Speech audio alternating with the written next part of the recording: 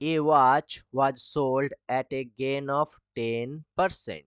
Had it been sold at rupees 100 less, the seller would have lost 10%. What is the cost price of the article?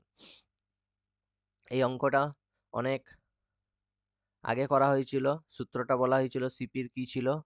More or less into 100 by, এখানে দেখুন gain আর loss আছে, মানে এটা যোগ হবে profit plus loss. তাহলে এখানে কত বলেছে? 100 লেস মানে 100 লিখবো, ইনটু 100 ডিভাইডেড বাই গেন বলছে 10% আর লস বলেছে 10। তাহলে এখানে কত হবে? 100 গুণিত 100 ডিভাইডেড বাই 20। তাহলে 20 5 100 500। তাহলে সিপি বেরিয়ে গেল কত? 500 টাকা।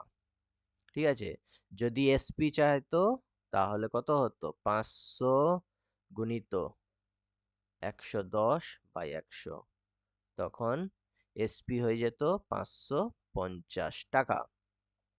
ঠিক আছে, সোজা আছে, এনটিপিসি তে আসে অনেকবার।